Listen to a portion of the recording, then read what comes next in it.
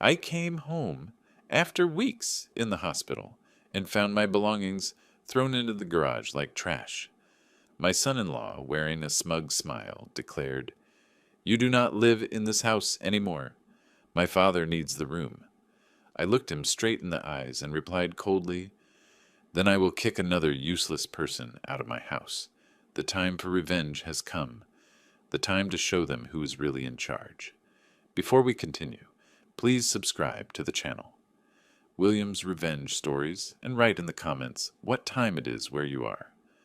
I arrived home at 4:17 on a Wednesday afternoon with lower back pain after 3 weeks in hospital chairs and my sister's uncomfortable guest bed. The March sky was gray over Portland, threatening rain, but it finally held off. On the way home, I stopped at that toy store in Olympia, the one with the wooden trains in the window. My grandkids would love them. Emma was learning her colors, and little Marcus was fascinated by anything with wheels. The gift bags were in the passenger seat next to an envelope with $3,000 in cash. I had withdrawn it before going to Seattle. It was money I had been saving to fix Jennifer's roof. The shingles were badly curled on the south side. She mentioned it last fall, worried about leaks. That is what parents do. We fix things. We provide. I picked up the bags, carefully tucked the envelope into my jacket pocket, and pulled my duffel bag from the trunk. My knees protested as I straightened up. 64 years means your body keeps score of every decision you have ever made. 3 weeks sleeping in that chair next to my sister's hospital bed had added interest to the debt. The front door was unlocked. I pushed it open with my shoulder and called out, "I am home." "Where is everybody?" Silence was the only answer. It was not the peace and quiet of an empty house, but something denser, expectant. I left the gift bags on the hall table and saw Jennifer's keys in the bowl, Kevin's jacket hanging on the hook. Someone was home. I walked down the hall toward the bedrooms, intending to drop my bag in mine and maybe lie down for 20 minutes before dinner. The master bedroom door was closed. Unusual. I heard voices inside, low, conversational, pleasant. Instead of knocking, I headed for the garage. I would leave the bag there, first come back for the gifts, and give them a moment to finish their conversation. I opened the garage door and reached for the light switch. Cardboard boxes, dozens of them stacked against the walls, formed narrow aisles in what had been my workshop. I stepped in hand still on the switch and read the nearest label, written in Jennifer's handwriting. Merle, clothes, the box next to it. Merle, books. Another one. Merle, personal items. My frame photographs, the ones that had been on my dresser for 30 years. Jennifer's kindergarten picture, my wedding photo, my parents' anniversary portrait, piled carelessly in an open box, wrapped in bubble wrap. I picked up Jennifer's kindergarten photo. The glass was broken, a diagonal crack slicing through her gap-toothed smile. I do not remember dropping my duffel bag. I do not remember how long I stood there looking at my life, packed away like merchandise in a storage unit. "You are back," Kevin said behind me. I turned around. He stood in the doorway between the garage and the house, arms crossed over his chest, blocking the entrance. No smile, no greeting. He offered no explanation like any normal person would when caught doing something extraordinary. "What is this?" My voice sounded steadier than I felt. "Jennifer, what is going on?" She appeared behind Kevin's shoulder. She avoided looking me in the eye. Her fingers found her wedding ring. She twisted it. I watched her twist it. Again. "Dad, we need to talk. I will handle it." Kevin interrupted her and stepped into the garage. He moved like he owned the place, as if everything belonged to him. I set the broken picture frame down very carefully. "Handle what?" "These are my things. This is my house. Was it yours?" Kevin's tone was the same one he used with his children when they misbehaved. Patient. Correcting. "Things change, Ma. My father needed a place, and that room has the best space." The words took a moment to sink in. I spent 3 weeks taking care of my sister. "You packed up my life?" "You were not using it," Kevin said with a shrug, a small gesture that conveyed enormous indifference. The room was empty. We made a practical decision. I turned to Jennifer, who was still half hidden behind her husband. Jennifer, tell me you did not agree to this. Kevin handles the house decisions now. She barely whispered it. That is right. Kevin's smile did not reach his eyes. New rules for a new situation. A noise at the door. An older man stepped out of the hallway behind Jennifer, tall, gray-haired, wearing a robe. My robe. He surveyed the garage, saw me standing among the boxes, and gave a faint smile. Satisfied, he turned and went back down the hall. I heard the master bedroom door close. Kevin's father, Harold.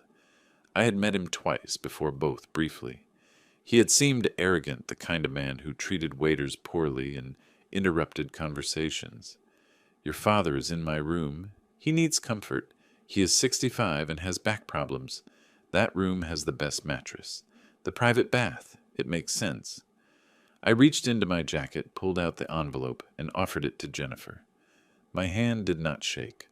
I brought money for the roof. I had saved $3,000. Kevin took it before Jennifer could move. He did not even open it. He did not say thank you. He simply tucked it into his back pocket, as if I had given him loose change. Good. We will need it. The garage has electricity. You will be quite comfortable out here. He walked away. Jennifer followed him. Neither looked back. The door closed. I stood there, surrounded by boxes of all my belongings. In the garage of the house I had finished paying for 15 years ago. From inside, I heard the TV turn on in the master bedroom. Laughter, Harold's voice loud and pleased with himself. I picked up the gift bags from where I had left them by the door and placed them carefully on a box marked Merle Shoes. I reopened the box with Jennifer's photo, lifted the broken frame, and ran my thumb over the fractured glass. I did not remember it being damaged before packing. Someone had been careless. More laughter came from the bedroom. My bedroom. My TV. My house. I stood in front of the TV and walked to the door leading inside. My jaw ached from clenching it so hard. I needed answers. I needed to understand exactly what had happened while I was sitting by my dying sister's hospital bed, holding her hand through the worst nights, making sure she did not wake up alone and scared. The confrontation lasted 3 minutes. I found them in the living room. Kevin was lying on the sofa. Jennifer was curled up in the armchair while Harold held the remote control like a scepter. I demanded an explanation. Kevin gave me one. The decision is final. I asked Jennifer to look at me, to talk to me, to remember who I was. She studied the rug. Harold chuckled. I went back to the garage. The boxes had multiplied in my absence, or maybe I saw them differently now, understood what they represented. I pulled out boxes until I found my old sleeping bag, the blue one I used for camping with Jennifer when she was little. We had gone to Crater Lake, watched meteor showers, told stories until she fell asleep resting on my shoulder. I cleared a space on the concrete floor, moved the paint cans and gardening tools, and rolled out the sleeping bag. The garage heater was in a corner. I turned it on, heard a click and a hum, and felt a faint stream of warm air. Better than nothing. Through the wall separating the garage from the house, I heard the television voices from some comedy show and then laughter. Harold's laugh was unmistakable, a braying sound that could be heard at full volume. The master bedroom shared a wall with the garage. Every sound leaked through the drywall. The footsteps, the TV, the creak of bed springs, as Harold settled into what had been my bed. I lay on the sleeping bag, still in my travel clothes. The concrete was hard beneath my shoulders. The cold seeped through the fabric. I stared at the ceiling, the exposed beams and the bulb cord, and listened to my family living comfortably in my house without me. Hours passed. The house fell silent around midnight. I did not sleep. Instead, I thought about numbers. The mortgage I had paid for 30 years paid off 15 years ago. Property taxes, insurance premiums. The new furnace 2 winters ago. The roof that needed repair. Every payment, every expense, every cent invested in keeping this structure standing, my money, my labor, my name, on every document. I sat up, found the box labeled Important Documents, and opened it under the dim overhead light. There it was. The deed to the house. The certificate of ownership showing Merle Andrew Bell as the sole owner purchased in 1995. The mortgage satisfaction letter from the bank dated 2018. Utility bills all in my name. I spread them out on an overturned box and examined them like a lawyer reviewing evidence. Jennifer's name appeared nowhere. I had planned to add her eventually. I thought about it every year around tax time, but I hesitated. Kevin had always seemed a bit irresponsible with money. I wanted Jennifer to be secure and independent. Maybe subconsciously, I already knew. I looked at the documents, then at the wall separating me from the master bedroom. Laughter was heard again. It was late-night TV, some talk show. Harold found something hilarious. The eastern window above my workbench began to glow with a grayish light. Around 6 in the morning. I had spent the night awake, running through scenarios, doing calculations, trying to understand exactly what my legal and moral situation was. I stood up protesting and walked to the door to the house, opening it silently. The kitchen was dark, but I saw a light in the hall. I moved carefully, hoping to find Jennifer alone to talk to her before Kevin woke up and stood between us again. I stopped at the kitchen door. Harold was sitting at the head of the dining table.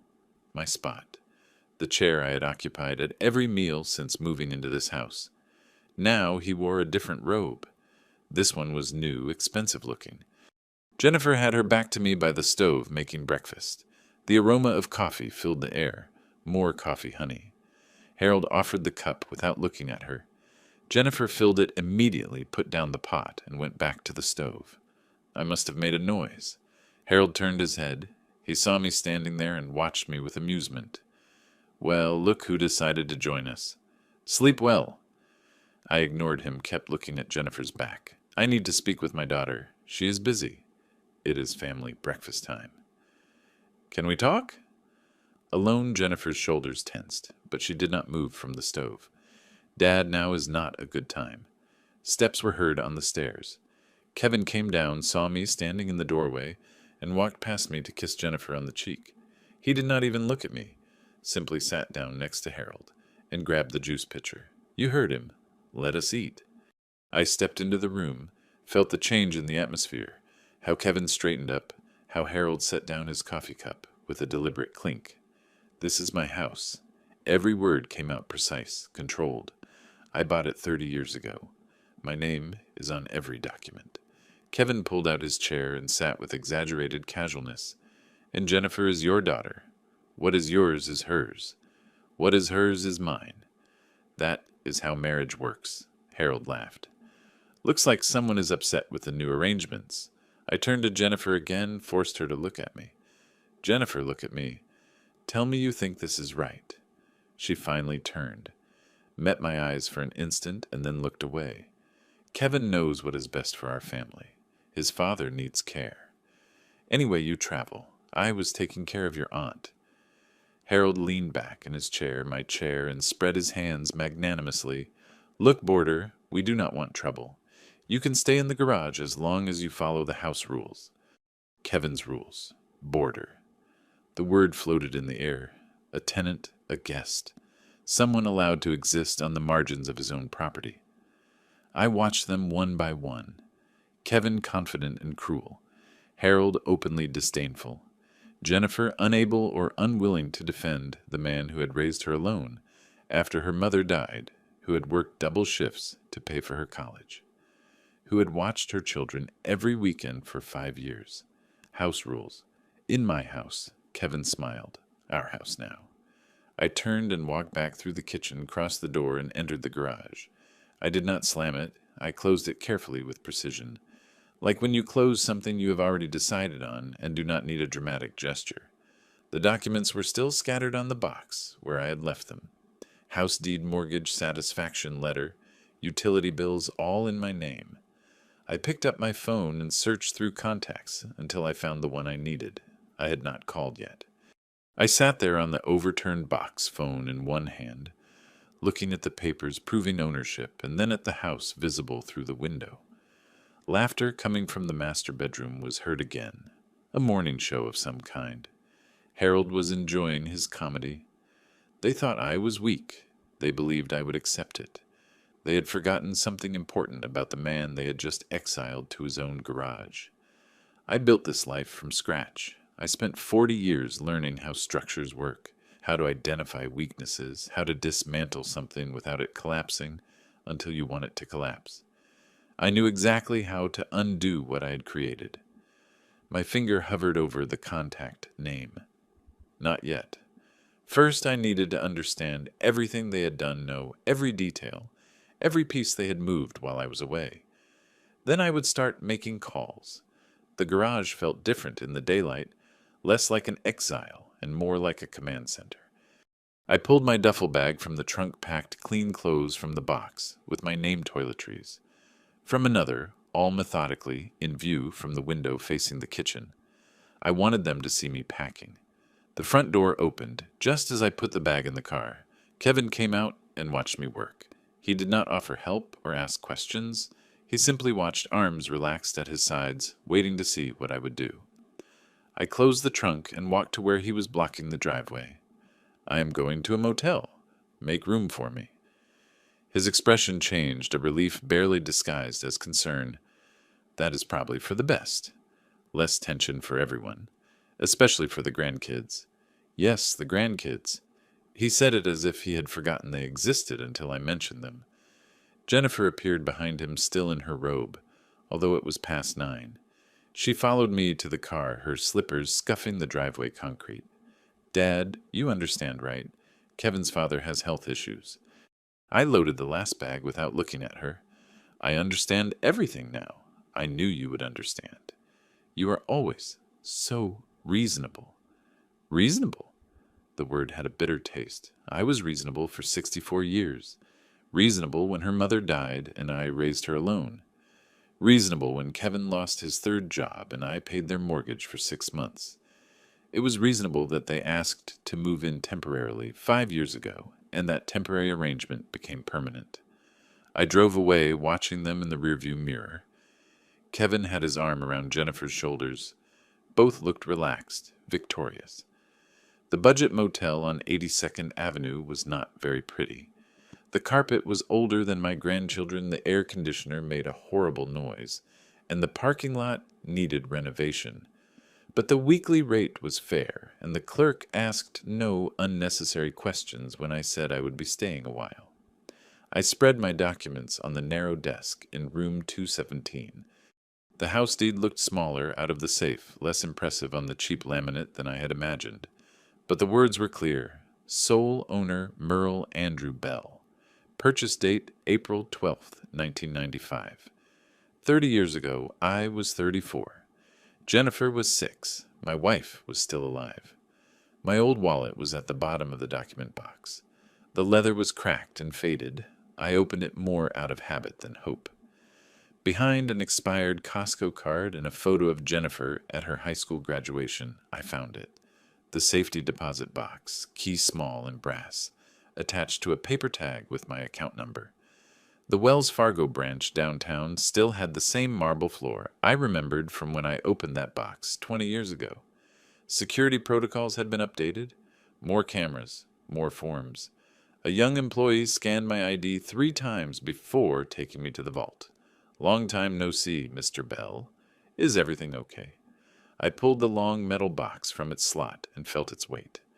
"I just need to review some documents to make sure everything is in order.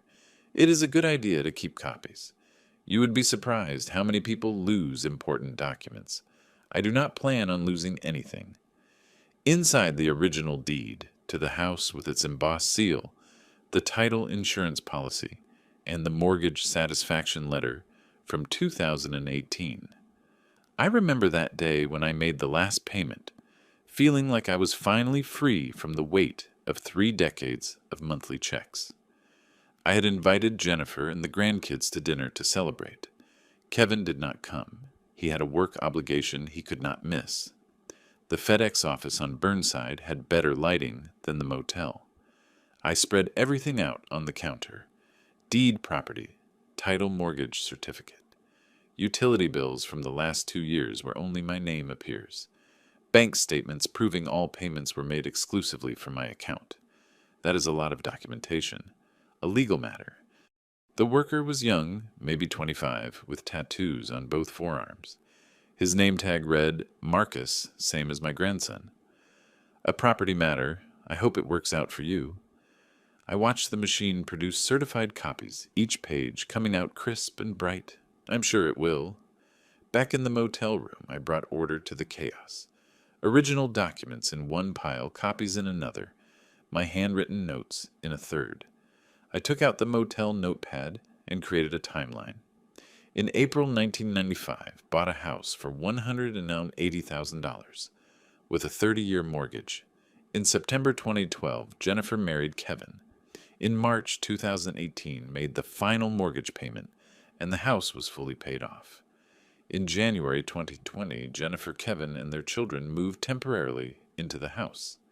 In March 2025, my belongings were moved to the garage, and Harold moved into the master bedroom.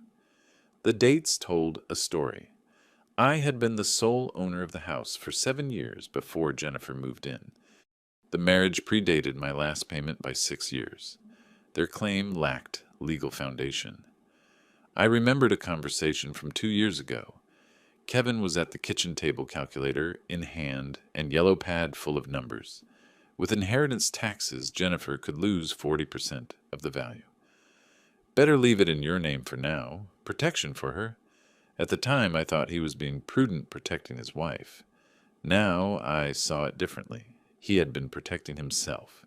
If the house had been in Jennifer's name and they divorced, he would have claimed half. But as long as it was mine, he had to keep me happy to keep access. My laptop screen glowed under the dim motel light. I typed Oregon tenant eviction laws. The results filled several pages. I read about lease requirements, notice periods, and tenant rights. I learned about Oregon revised statutes, landlord obligations, and formal eviction procedures. I took notes in the margins of printed articles, highlighting relevant sections, and building my arguments step by step. They were not tenants. There was no lease agreement. No rent had ever been collected. They were occupants, family members I had allowed to stay. That changed everything. Around 6 in the evening, I created a folder from a manila envelope I found in the document box. I wrote on the tab with black marker proof of ownership. My search on the laptop changed. Real estate lawyers, eviction specialists in Portland, Oregon. 17 firms appeared. I read reviews, checked credentials, studied photos and bios of lawyers. Most were too young, too corporate, too focused on commercial properties. Then I found Clark and Associates on the third page of results. Dorothy Clark's photo showed a woman of similar age to mine, maybe in her 60s, with piercing eyes and gray hair she had not tried to hide with dye. Her bio was concise. 30 years of experience specializing in residential real estate law, landlord-tenant disputes, and family property matters. I believe in simple solutions to complex problems. Family property matters. That phrase struck me. The office address was downtown, not far from the bank I had visited earlier. I could be there tomorrow when they opened. Walk in, present my case, and see if the photograph matched reality. I closed the laptop and set my phone alarm for 7. For the first time since returning from Seattle, since discovering my life packed in boxes, since sleeping on the floor and eating nothing, I felt sleep approaching. I lay on the motel bed, fully dressed, staring at the water-stained ceiling tiles. Outside traffic hummed on 82nd Avenue. Someone in the next room was watching TV. Voices and canned laughter filtered through the thin walls. But in my room, silence reigned. Order reigned. I had documents proving I owned something they thought they had stolen. I slept peacefully. The law firm occupied the 5th floor of a building that had probably been modern in the 80s. The elevator creaked. The hallway carpet showed signs of wear, but the door to Clark and Associates gleamed with fresh varnish. Someone cared about first impressions. The receptionist looked up from her computer as I entered. young, efficient, protective. Do you have an appointment, sir? I showed her my evidence folder. No, but I need to speak with Mrs. Clark about real estate law. It is urgent. Her schedule is full until 2:30. I can schedule an appointment. I have 15 minutes before my next client. The voice came from an inner door. Dorothy Clark stepped into the lobby, and her photograph did not lie. She was maybe 5'6", wearing a navy suit that denoted competence without trying to intimidate, and her eyes scrutinized me in the time it took to cross the room. Come in. Her office was organized but not impersonal. One wall was covered in law degrees for Louise Ann Clark, and next to them hung a certificate from the Oregon State Bar. On the credenza was a single photograph, a young woman maybe in her 40s, smiling with the ocean in the background. Probably her daughter. On the desk were stacks of neat folders, a laptop, and a coffee mug with the company logo. She pointed to a leather chair opposite her desk, sat in hers, and leaned forward slightly. Tell me the situation, just the facts. Who owns what? Who lives where? What happened? And when I started explaining about Jennifer, how I came home and found, let us start with the property. When did you acquire it? Is anyone else on the title? Her interruption was gentle but firm. She wanted foundations, not emotions. I bought it in 1995 and paid it off in 2018. Only I have access to everything. Does your daughter live there now, with her husband, her children, and now her father-in-law? They moved my things to the garage while I was caring for my sister. Dorothy pulled a notepad closer and wrote quickly. Do they pay rent? Is there a lease agreement? No. I pay everything. Utilities, property tax, insurance. She looked up from her notes, and something changed in her expression. Still professional, but with a hint of understanding. Then you have full legal standing. It is not complicated. But she is my daughter. People will talk. People will think what they think. What matters is what is legal and what is right. Does that mean the same to you? The question hung between us. I thought about Harold, about Kevin taking my money, without saying thank you about Jennifer, unable to look me in the eye. They should mean the same thing. They are already here. Dorothy stood up, walked to her conference table, and motioned for me to come closer. Show me what you brought. I spread the contents of my folder on the polished surface. She reviewed it methodically, flagging important documents with sticky notes and making notations on her pad. Her efficiency was admirable, not a wasted movement, not an unnecessary question. House deed, sole ownership, mortgage satisfaction dated 2018. Utility bills for the last 24 months, all in your name. Bank statements showing all payments from your account. She straightened up and crossed her arms. Mr. Bell, this is a textbook case. They have no lease, no tenant rights, no legal right to occupy the property. Oregon law allows for no-cause eviction with proper notice.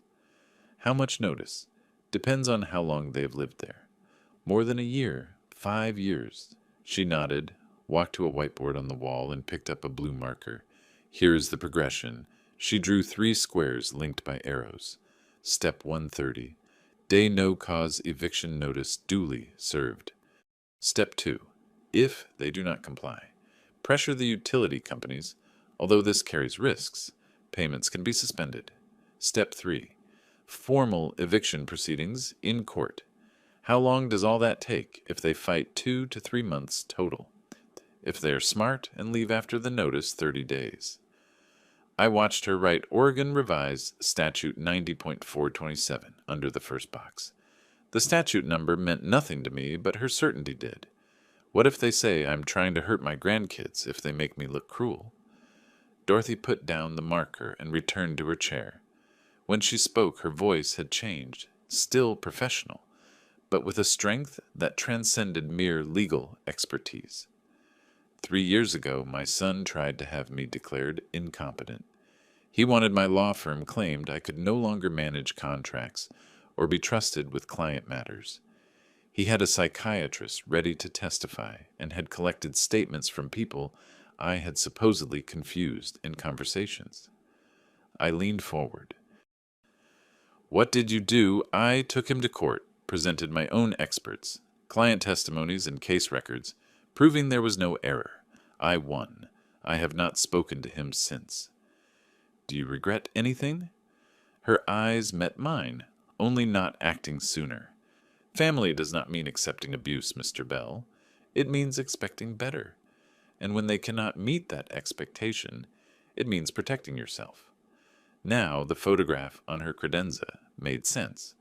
It was not a son's photo, but a daughter's, the child, who presumably had stood by her side. Where do we start? Dorothy pulled a printed form from her desk drawer. Today I draft the eviction notice, have it notarized tomorrow, and served Monday by certified mail and through the sheriff. That starts their 30 days. You pay me a flat fee of $2,500 plus court costs if we need to file suit. After that, all communication from them must be directed to me. No conversations, explanations, or negotiations. I pulled out my checkbook. When do I pay half, now the other half when they move out? I wrote the check for $1,250 without hesitation. My hand did not shake. The figures seemed correct. A real bargain to recover what had always been mine. Dorothy walked me to her office window. We stood side by side, looking down at the street 5 floors below. People walked on the sidewalk with coffee cups, briefcases, shopping bags. Normal lives, normal problems. The eviction notice goes to the notary tomorrow and is served Monday, Dorothy said. They have 30 days from notification to vacate the premises. If they refuse, we initiate judicial eviction proceedings. This takes another 2 to 3 weeks. A bus stopped below. Some passengers got off. Others got on. The routine felt distant. They will be surprised, Dorothy continued. They will probably call you angry. Do not engage. Direct all communication to me. She pulled a business card from her jacket pocket, wrote something on the back, and handed it to me. Her cell number. Call any time, even at night. Her hand lingered an instant longer than professional courtesy required when I took the card. You were doing the right thing, she said. I believed her. Lately I had believed in almost nothing. Not Jennifer's excuses, not Kevin's justifications, not my own ability to fix what was broken. But I believed Dorothy Clark. What do I do until Monday? She smiled slightly, the first time her expression softened since I entered her office. Do whatever you want, but do not go back to that house. Not yet. I left her building and walked to my car. The spring air smelled of imminent rain, and the downtown buildings cast long shadows on the pavement. My phone vibrated, a message from Jennifer. Dad, where are you? The kids want to say hi. I deleted it without replying. Dorothy had said no communication. I listened to her. At the motel, I ordered Chinese delivery and spread the documents on the desk again. This time, they looked different. Not like proof of loss, but like ammunition. Proof that I was not helpless, that I was not without resources, that I was not the confused old man they had assumed would simply accept displacement. It was 3 days until Monday, 72 hours until the notice arrived, until their comfortable assumption of victory shattered.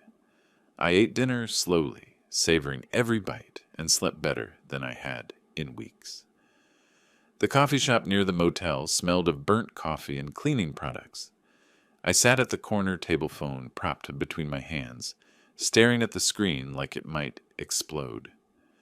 Stephen Wright was due to arrive at the house at 10:30. Dorothy had recommended him. He was a professional process server, specializing in complex legal notices. He had told me he handled foreclosure notices, restraining orders, and bankruptcy notices. By comparison, your eviction notice will be a piece of cake. My coffee went cold. I ordered another, but left it untouched. The message arrived at 10:53. Delivered to Kevin Thompson at 10:47. Signed receipt attached. Stephen. I exhaled, not realizing I was holding my breath. The attachment showed Kevin's signature rushed and angular scrawled on the confirmation line. Proof of service legal documentation that the 30-day clock had started. I paid for the coffee I did not drink and went back to the motel. What I did not see, what Stephen told me later when I called for details, was Kevin's initial reaction. He opened the door in sweatpants and a t-shirt, annoyed by the interruption of his late breakfast. Legal notice for the occupants of this residence. Kevin glanced at the paper and then laughed. This is a joke, right? That old man really thinks. Sign here, please. Stephen interrupted, holding out a pen. Whether you consider it valid or not does not affect the legal deadline. Kevin had signed, still smiling sure of his dismissal. Stephen said he heard Kevin read the notice aloud to someone inside, voice thick with theatrical mockery. A 30-day eviction notice. He is crazy. That confidence lasted about 4 hours. My phone rang at 3:15. Unknown number, I answered cautiously. Mr. Bell? This is Dan Richardson, a friend of Kevin Thompson. He just showed me the eviction notice you served. And it is legitimate. Completely legal. I wanted to call to suggest we discuss terms before this moves forward. There are no terms. The notice stands. Mr. Bell, I understand you're upset, but I hung up. Kevin arrived at the motel at 7 in the evening. I heard him before I saw him. Heavy footsteps on the exterior walkway. A deliberate stomp, the kind that seeks to intimidate. He pounded on my door with the side of his fist. I opened it, but did not invite him in. He stood in the doorway, forced to have this conversation where other guests could hear. Merle, come on. Let us talk about this like adults. The dialogue is over. Your daughter, your grandkids. Would you really kick them out? I am going to enforce my property rights. You have 30 days. His face changed. The mask of reason fell away. If you do this, you will never see those kids again. Never. I remained calm. Then after May 2nd, you will never see the inside of that house again. It is your decision.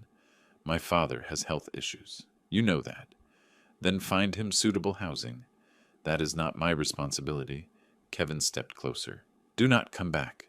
Jennifer will hate you for this. Jennifer made her choice when she let you pack my things without telling me. He stared at me, looking for some weakness, finding none. Then he turned and walked away, every step deliberate on the concrete. I closed the door. I sat on the bed. I waited. The call came 90 minutes later. Jennifer's name on the screen. Dad, please. Her voice was broken by tears. The kids are asking why Grandpa is making us leave. Jennifer, I can hear Kevin giving you instructions. Pause. Kevin's voice in the background, almost a whisper. Tell him about their school. Put the phone on speaker. Kevin, are you there? Shuffling sounds. Then Kevin's voice clear and cold. We are not leaving. Force us out and see what happens to your reputation. My reputation is dedicated to myself. See you in 30 days. Someone grabbed the phone. Harold's voice came on sharp and venomous. Senile old man. Do you think you can... I hung up mid-sentence. The phone rang immediately. It was Kevin's number. I did not answer. Rang again. I declined the call. Third time. Declined. A text message arrived. You just made the biggest mistake of your life. Deleted. Another message from Jennifer. How could you do this to your own family? Deleted. My phone buzzed with a notification. Facebook. Jennifer had tagged me in a post. I opened the app, something I rarely did. There was a photo of Emma and Marcus, both looking at the camera, with exaggeratedly sad expressions. The caption read, My heart aches because my grandfather is forcing my children out of their home. Please pray for me. Already 3 comments. I'm so sorry, Jennifer. Praying for you and the babies. Families should support each other, not tear apart. I closed the app and stared at the ceiling. I knew this would happen. Dorothy had warned me, but seeing it reading strangers, judging with only half the story, hurt more than I had anticipated. My phone rang again. This time, it was Dorothy's name. I answered. Did you see Jennifer's post? Dorothy's voice came through clear, concerned, but not alarmed. Background noise suggested she was still in her office despite the hour. Just now. This is standard procedure. Make the other side look like the villain. Do not engage. I sat up in bed. People I have known for years are commenting, calling me heartless. They do not know the whole story. You cannot win a trial on social media, Merle. Stay silent. How long will this last? Until they realize it does not work, or until the 30 days are up, whichever comes first. She was right. I knew she was right. But knowing it did not make it easier. The next morning, I checked Facebook despite my reservations. Jennifer's post had gone viral overnight. Now it had 17 comments. Former colleagues from the architecture firm where I worked for 30 years. Neighbors from the street where I have lived since Jennifer was 6. Mrs. Patterson, who lives 3 houses down. This breaks my heart. Poor babies. A new post appeared while I was looking. A photo of Harold sitting in an armchair looking frail and worried. Jennifer's caption facing homelessness at 65 with severe health issues. Where is the compassion? I closed the app and threw the phone on the bed. Wednesday morning, the motel front desk called my room. Mr. Bell, there is a certified letter for you. The envelope was from Martin Webb, attorney at law. The return address was a strip mall on 22nd Avenue. I opened it in the parking lot. Dear Mr. Bell, I represent Kevin Thompson, Jennifer Thompson, Harold Thompson, and minors, Emma and Marcus Thompson. Your attempt to evict my clients constitutes abuse against Mr. Harold Thompson and endangers the welfare of minors by creating housing instability. I read it twice. The accusations were baseless. I knew that even without legal training, but the words hit me anyway. Elder abuse, child endangerment, constructive eviction. The letter made me sound like a monster. I called Dorothy from the car. It is pure posturing, she said after I read her the relevant parts. Webb is a small-time lawyer, trying to intimidate you into backing down. The notice stands. But what if there is no room for doubt? The law is the law. Everything else is gossip. I wanted to believe her. I tried to cling to her certainty. Thursday afternoon, I needed to buy food, basics, bread, milk, coffee. The kind of shopping you cannot avoid even when you would rather hide in a motel room. The Fred Meyer on 82nd Street was crowded for a weekday. I grabbed a cart and went to produce. I picked apples and headed for the dairy section. Merle. Mrs. Patterson was near the bananas, her cart half full. We had been neighbors for 20 years. She brought casseroles after my wife passed. She watched Emma and Marcus, occasionally when Jennifer needed help. Hello, Nancy. She looked at me in a way I had never seen before. Cold. What a disappointment. I saw what Jennifer posted. Poor kids. There is more to this situation than... I never thought you would be that kind of grandfather. I just never imagined it. They moved into my house and... She was already walking away, shaking her head. There's always another way. Always. I stood there, hand on the cart handle, surrounded by people buying vegetables and going about their normal Thursday afternoon lives. I left the cart in the aisle and walked out. Back at the motel, Dorothy's message awaited me. We need to talk, not about the case, about you. Coffee tomorrow? I stared at the message for a long time. Reply. I am not sure it is necessary. Her reply was immediate. Yes, 1 o'clock. The cafe. On Hawthorne, near 35th Street. Please. I accepted because I did not have the strength to refuse. The cafe was quiet, tucked between a bookstore and a vintage clothing shop. Dorothy was already there when I arrived, sitting at a corner table with 2 cups of coffee in front of her. I already ordered yours. Black. Right. How did you know you strike me as a person who does not complicate life unnecessarily? We sat in silence for a moment. I took a sip of coffee. It was good. Better than the motel or the hotel chain I used to frequent. Maybe everyone is right, I said finally. Maybe I am being cruel. Dorothy set her cup down carefully. Tell me something. When your daughter let her husband pack your things, was that a kind gesture? No. But when they gave your room to his father without asking, was that a respectful gesture? No. Then why do you question yourself? I had no answer. Dorothy leaned back and watched me for a moment. When she spoke again, her voice had a different tone. 3 years ago, my son brought a psychiatrist to my office. He said I was showing symptoms of dementia and wanted to evaluate my mental capacity. I looked up. Your own son. He needed me incompetent to take over my practice. He had already spoken to 3 of my partners about a seamless transition once I was declared unfit. What did you do? I fought. I hired my own experts, submitted my files, proved my competence before a judge. I won. She paused. I lost him, but I kept my dignity and my business. Do you have regrets? I regret that he forced me to choose, but I do not regret choosing myself. The calf was warm, even though it had started raining outside. A young couple sat near the window, laughing over a phone. Life went on as normal around us. And if I lose them all? I asked quietly. Dorothy reached across the table. Her hand covered mine, warm and firm. Then you find new people, better people, people who do not mistake your kindness for weakness. I looked at our hands. I had not held a woman's hand in years, not since my wife passed 12 years ago. This was not the same as simple comfort. It was like a partnership, as if someone was standing beside me instead of watching from a distance. They are counting on your weakness, Merle, counting on you giving in for peace. But that is not peace. That is surrender. And you will spend the rest of your life living in a garage, wondering why you let them win. The rain drummed harder against the window. Neither of us moved our hands. The notice stands, I said finally. It was not a question. The notice stands, Dorothy confirmed. Her hand stayed where it was. I turned mine, letting our fingers interlace properly. We sat like that while it rained and the coffee went cold. And for the first time since that encounter at the supermarket, I felt less alone.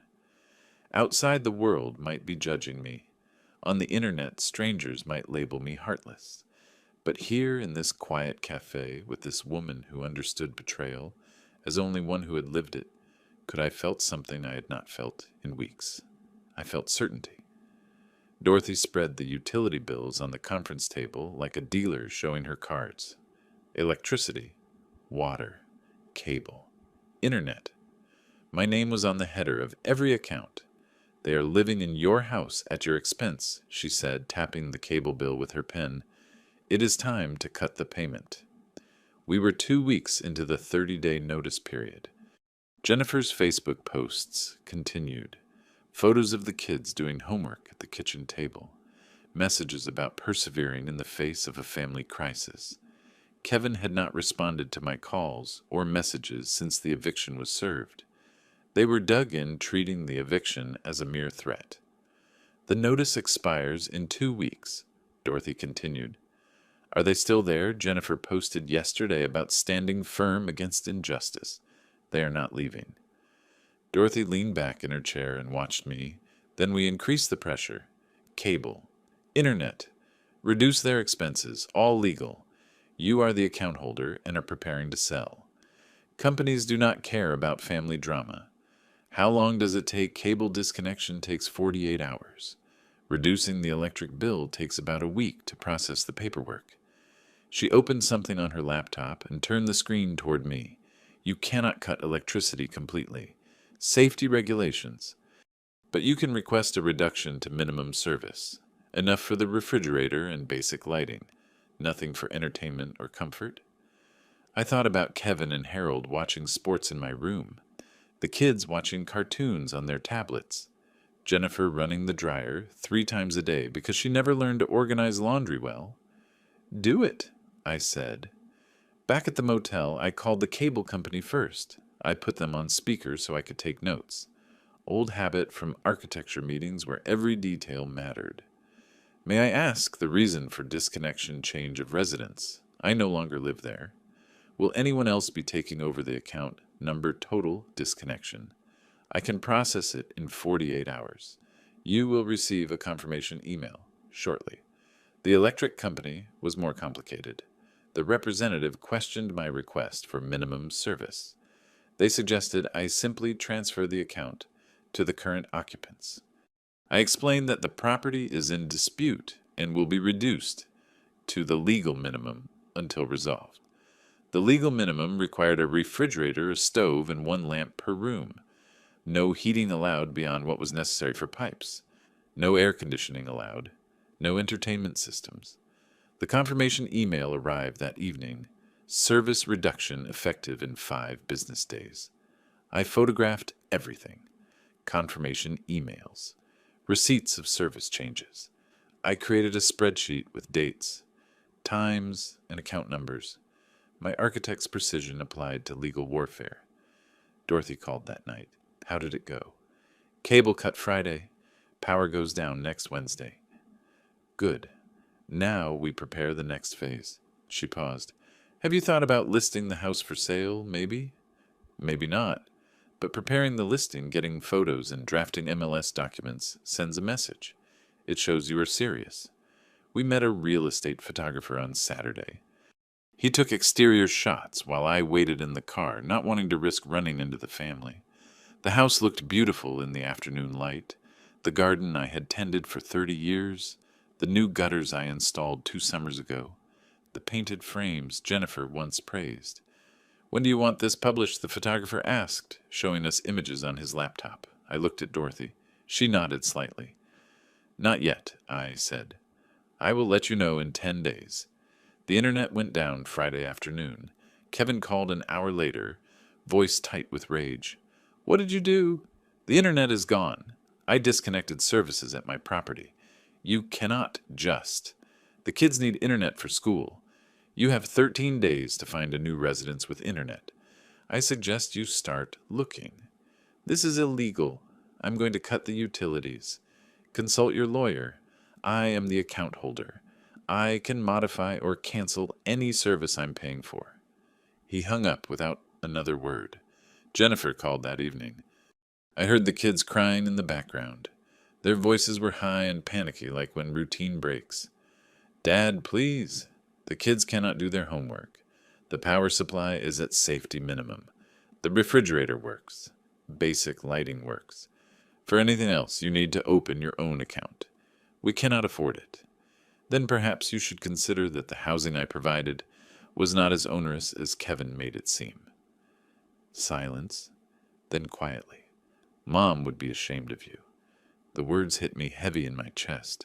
I expected them prepared for them, but hearing them still hurt. Your mother taught you better than this, Jennifer. She would be ashamed of how you treated me. I hung up before she could respond. 2 days later, Dorothy and I were at the photographer's studio reviewing house photos. He did an excellent job. Professional staging, perfect lighting. The property looked worth $20,000 more than market value. Send this to Kevin, Dorothy suggested. No words, just the photos. I hesitated only an instant. I pulled out my phone, selected the 12 images, forwarded them to Kevin's number. 3 dots appeared instantly. Kevin was typing. Then they stopped. Started again. Stopped again. No message arrived. Dorothy's hand found mine on the desk. Her fingers were warm. Relax. He knows now, she said softly. He knows you will really do it. We stared at my phone screen, waiting for a reply that never came. The silence felt louder than any of Kevin's threats. Outside the window, Portland went about its routine. It is Tuesday afternoon. Cars pass. People walk their dogs. Life went on while I dismantled mine, piece by careful piece. But Dorothy's hand stayed where it was, and that gave me a more solid feeling than anything I had lost. Dorothy closed her office door, something she had never done before. Usually we left it open during meetings. Professional courtesy, nothing to hide. She sat next to me on the leather sofa instead of across the desk. I have a practical solution to discuss. Her tone was cautious, calm. She knew I would resist. About the case, about where you were living. She pulled out her phone and showed me photos of a small house. Cream siding, red front door, garden with late-blooming tulips. I have a rental property, Selwood area. The current tenant moved out last month. That is nice, but I can manage the motel. Murrow. I've been to that motel. It smells like disinfectant and sadness. The house is empty. Use it. I cannot accept that. This is not charity. It is practical.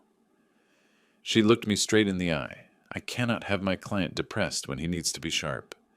The house was 15 minutes from her office, tucked away on a quiet street where maple trees met to form a canopy. Dorothy unlocked the front door and I stepped into sunlight. Authentic warm light pouring through windows without thick curtains blocking parking lot lights. 2 bedrooms. Renovated kitchen with white subway tiles. Hardwood floors that creaked pleasantly underfoot. A back door led to a small garden with raised beds ready for planting. I stood in the living room, feeling my shoulders drop for the first time in weeks. This is too much, Dorothy. It is a house. Empty houses deteriorate. You would actually be helping me by keeping it occupied. I will insist on paying rent. Agreed. Pay me when you sell your house, and this nightmare is over. Until then, consider it case expenses. I almost smiled. That is not how case expenses work. I am the lawyer. I decide how they work. We loaded my belongings at the motel. 2 suitcases, a box of documents, my laptop, backpack. Everything I owned fit in her trunk. She drove, would not let me use my own vehicle, mentioning something about papers I needed to sign at the bungalow. Unpacking took 20 minutes. Dorothy knew where everything should go without asking. Clothes in the bedroom closet, toiletries in the bathroom, documents in the second bedroom, which could serve as an office. She moved around the room like she had planned it, like she had imagined me living there before offering it. In the kitchen, she opened the refrigerator, milk, eggs, bread, fresh vegetables, pasta marinara sauce. Did you have everything? I stared at the shelves. I had a feeling you would eventually say yes. Sure of yourself, huh? Practical. I am always practical. I took out the pasta, examined the label as if it held answers. Is that what this is, practical? She did not answer immediately. Opened a cupboard and found a pot without searching. What else could it be? We cooked together in that small kitchen. She boiled water while I chopped vegetables. We bumped into each other, reaching for olive oil, laughed when she dropped a spoon, and I caught it before it hit the floor. Easy, natural, like we had done it before in some other life. Sunlight streamed through the window over the sink. I caught her profile as she stirred the sauce. Gray hair, reading glasses perched slightly up on her head. The slight smile she wore when concentrating. I realized I was happy, genuinely happy. Not just content or distracted or coping. Truly happy. When was the last time I felt that? Do you read architectural history? She found my books while unpacking and held up a volume on Victorian design. I used to design buildings. Liked understanding what came before. Past tense. I do not design anymore. Retired 5 years ago. Thought I would have time for other things like getting shoved into a garage. I laughed despite myself. That was not in the retirement plan. We ate at the small dining table. The pasta was simple. Perfect. Dorothy asked about my career, about buildings I had designed. I asked about her daughter in Boston. What she did, were they close? When was the last time someone cooked dinner for you? I asked. I usually cook for myself. That is not what I asked. She pondered fork halfway to her mouth. My daughter. Maybe 2 years ago, before she moved to Boston. You must miss her. Every day. But she has her life. I have mine. Does it get easier? The distance from family. Dorothy put down her fork, looked at me across the table. You learn to fill the void differently. My phone vibrated. I ignored it. Vibrated again. Jennifer's name on the screen. I picked it up. Read the text aloud.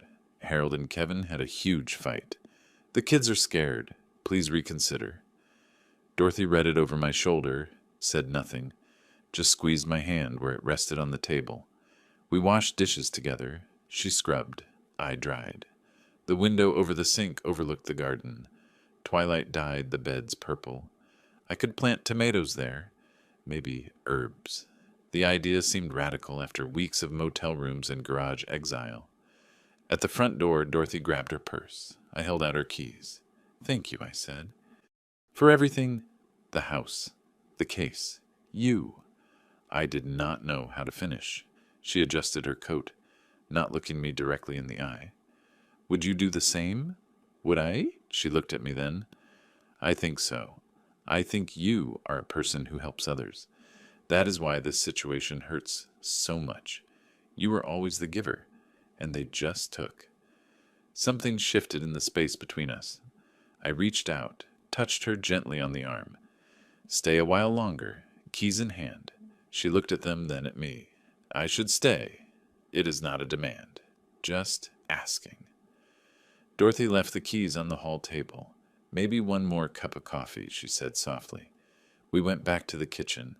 I started the coffee maker while she leaned against the counter, watching me with an expression I could not decipher. The house settled around us. The creak of floorboards, the hum of the refrigerator, the distant bark of a dog 3 houses down. Normal sounds, home sounds. Dorothy accepted the coffee cup I offered, our fingers brushing instantly. Neither pulled away. "Merle," she said, and stopped. "I know," I replied. We stood there in the kitchen of a house that was not mine, drinking coffee that was too hot, not saying what we both understood. Outside darkness was complete. Inside something new was beginning. 3 months had passed since Dorothy offered me the bungalow. 3 months of legal paperwork, depositions, and delays. The May deadline came and went, and Kevin refused to budge, forcing us into formal eviction proceedings. By mid-August, we stood in the Multnomah County Courthouse hallway, waiting for our case to be called. Dorothy wore a charcoal suit, reading glasses in her jacket pocket, and a leather briefcase that looked packed with evidence. I had spent the previous night at the bungalow organizing documents, preparing questions, and reviewing Kevin's potential testimony. Professional, focused. My lawyer, again, although we both knew she was much more than that now. The bailiff called Thompson Bell. We headed toward the courtroom doors. Jennifer rounded the corner with Emma and Marcus, 2 kids taller than I remembered. Emma wore a purple dress. Marcus had a backpack with dinosaurs. Our eyes met across the hall. Marcus pulled on Jennifer's hand. "Mom, who is that man?" Jennifer's face tightened slightly. "No one, honey." That hurt more than Kevin's threats. To my grandson, I was no one. 3 months of separation had erased me from my life. I gripped the folder Dorothy had given me. She touched my elbow gently. "Let us go." The courtroom was smaller than it looks on TV. Judge Maria Martinez presided, a woman in her 50s with a piercing gaze and no patience for theatrics. Dorothy had taught me that, having researched every judge on rotation. Martin Webb sat at the defense table, his suit ill-fitting and his presentation disorganized. Kevin beside him looked confident. Harold had not arrived yet. We took our seats at the plaintiff's table. Dorothy arranged her materials with precision. Webb stood for opening statements. "Your Honor, my clients are victims of retaliatory eviction perpetrated by a bitter and vindictive man who cut off basic utilities to exclude his own daughter and grandchildren." Judge Martinez looked up from her notes. "Mr. Webb, this is a property dispute, not a family matter. Focus on legal standing. But the emotional context, the legal context counselor who owns the property." Webb fumbled through his papers. "Well, technically the plaintiff, but moving on from there." Dorothy stood slowly and placed a single document on the projector. The original 1995 house deed. My name engraved on the title. She let it speak for itself before she did. "Your Honor, the facts are clear. Mr. Bell is the sole owner of the property in question. He purchased it 30 years ago and paid off the mortgage in 2018. In March 2025, upon returning from caring for his sick sister, he found his belongings stored in the garage of his room occupied by Mr. Kevin Thompson's father, without his permission or prior notice." She clicked through slides. Each was irrefutable proof in Kevin's case bank statements, showing 30 years of payments. Utility bills from the last 2 years, all in my name. The eviction notice, duly notarized, was served on April 15th. Photos of my belongings packed in the garage, with date and time stamps to prove it. And the family's response to the eviction notice, asked Judge Martinez. They ignored it completely and filed this frivolous counterclaim alleging constructive eviction. The judge arched an eyebrow. After constructively evicting him from his own room, Webb called Kevin to testify. My son-in-law approached confidently and settled into the stand as if his presence were doing everyone a favor. Webb asked soft questions about family relationships and cohabitation, Kevin explained that I had invited them to stay, that the idea was for it to be permanent, and that cutting their utilities had been deliberate cruelty. Then Dorothy stood for cross-examination. "Mr. Thompson, how much rent did you pay Mr. Bell monthly?"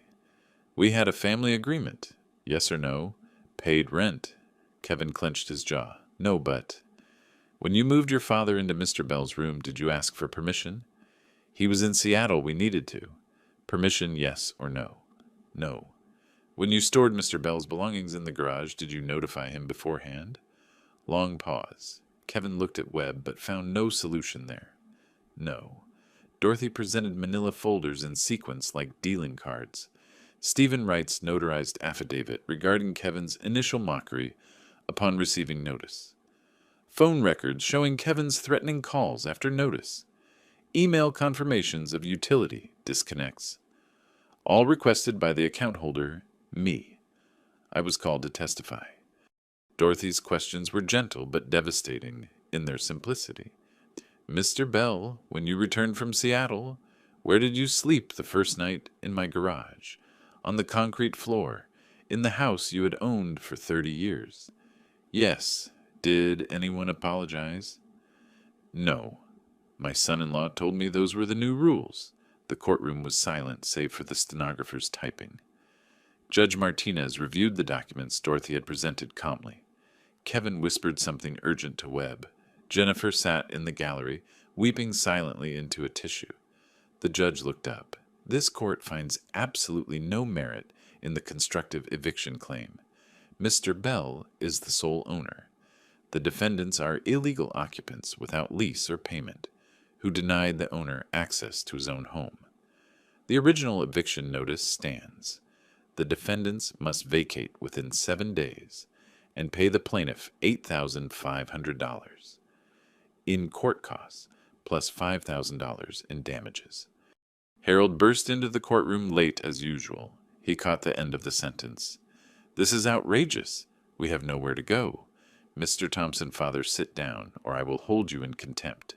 Bailiff, please." Harold instead stormed toward the exit. "This whole system is corrupt." The bailiff tried to stop him, but the judge waved him off. "Let him go. The ruling stands."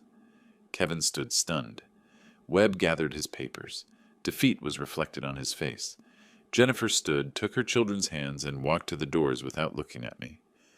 Outside on the courthouse steps, Dorothy finished a call with her office, while I watched Kevin help Harold into the car. The old man was still ranting and gesturing wildly. Kevin looked beaten, defeated. Jennifer buckled the crying children into the back seat. She glanced back once and saw me standing there. For an instant we were father and daughter again. Before Kevin, before the house, before everything fell apart. Then Kevin called her name sharply, and she got in the car. They drove off. Dorothy joined me and took my arm. "You won." I did not feel like I had won. "I know what you were thinking," she continued softly. "Winning in court is not the same as winning in life." I nodded, but sometimes protecting yourself is the only victory that matters. You will have time to rebuild other things.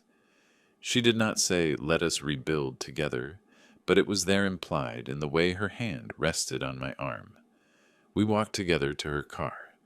The courthouse clock read 3:15. In 7 days, the house would be mine again. Completely mine. The keys still work. I never changed the locks. It had not been necessary. The house had always been mine, legally if not physically. I stood in the entryway, breathing air that smelled different, stale like windows closed for too long. Dorothy parked behind me in the driveway, her car loaded with boxes from the bungalow. My belongings finally back home. The living room was empty, not just of people, but of everything. The family photos that hung on the walls were gone. Jennifer's decorative pillows, the kids' toys scattered in corners, Kevin's sports memorabilia on the mantel. All gone. The space felt empty but intact. They had taken what they could, but left no destruction in their wake. I walked through every room methodically. In the master bedroom, only the furniture I had bought 30 years ago remained rescued from the garage where they had cornered it. The children's rooms were completely empty.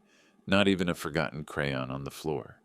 No trace of Harold anywhere. In the kitchen, a yellow sticky note on the counter caught my eye. The handwriting was Jennifer's, rushed but legible. Dad, I know this fixes nothing, but I need to tell you I was wrong. Kevin pushed, and I let him. And I forgot who raised me and what you taught me about standing up for what is right. I am sorry. I prioritized his comfort over your dignity. The kids ask about you. I tell them Grandpa loves them very much. I hope someday you will forgive me. Your daughter, always, Jen. I read it twice, folded it carefully, and put it in my wallet. Dorothy walked in the front door with the box labeled Merle's Books, written in her familiar handwriting from 4 months ago. She set it down and looked around the empty room. It is strange, I said. I fought so hard to get back here, and now it feels empty sad, like I won the house but lost the life that was in it. She came to stand beside me. The life that was in it pushed you into a garage. Now you will have a better life. We unpacked together. Books went back on shelves. My framed photographs, my parents, my wife, Jennifer, as a child, back on the mantel. Every object placed was an act of recovery, rebuilding identity, bit by bit. Dorothy found the architecture book in a box, Pacific Northwest Architecture. She opened the cover and saw the inscription for Dad, who taught me to see the structure of buildings. Love, Jennifer. 10 years ago, I said it was her birthday gift to me. She was thoughtful once. She was. I do not know when that changed. Dorothy closed the book gently. People do not change. Circumstances reveal who they really were. You just did not want to see it. Night came as we worked. The house transformed slowly, not returning to what it was, but becoming something new. Dorothy found ingredients she had brought from the bungalow and started pulling out pots and pans. Now what she asked, filling a pot with water. You have your house back. Cases are closed. You do not need a lawyer anymore. I took the pot from her and put it on the stove. Is that what you were? My lawyer. For a while, then something else. Something else sounds better. Much better. We cooked pasta, the same meal we had prepared together twice before, once at her bungalow, and once in this kitchen, months ago, when I thought life would always include Jennifer and the grandkids. The ritual felt right, claiming the space together, writing new memories over old ones. After dinner, we took our wine glasses to the back deck. The Adirondack chairs I had built 20 years ago were waiting for us. We settled in as the summer evening faded into night. I learned something from all this, I said. What is it that boundless kindness is nothing more than weakness, that I deserve respect in my own life, that losing people who do not value you is not really a loss. Dorothy set her glass on the deck railing, and what did you gain? I looked at her gray hair, catching the last rays of sun, comfortable in my space, like she belonged there. Clarity, strength, you. I was already here, I know. That is the best part. Stars appeared one by one. Somewhere in the neighborhood, wind chimes rang. The house stood silent behind us. Empty, but no longer lonely. I should probably go, Dorothy said, but she did not move. You can stay. I kept my tone casual. I have a spare room. She laughed softly. A spare room. I am old-fashioned. Me too. We sat in comfortable silence. Dorothy reached across the gap between the chairs and found my hand. Tomorrow, she said, we could start hanging pictures on the walls. Make it feel like yours again. Ours, I corrected gently. Dorothy squeezed my hand. She did not protest. In the kitchen, Jennifer's note was folded in my wallet. Someday I might call her. Someday she might answer. We might rebuild something smaller, but more honest than what we had before. But tonight, this moment, this fragment, this was enough. The house was mine again. Dorothy's hand was warm in mine. Stars kept appearing, filling the dark sky with light. I had lost a daughter, at least for now. I had lost grandchildren who did not recognize me. I lost the family I thought I had. But I found myself again. I set boundaries. I found someone who recognized my worth and supported me through the hardest moments of reclaiming it. The evening breeze was cool and pleasant. Dorothy's thumb traced circles on the back of my hand. Neither of us spoke. We did not need to. This was everything.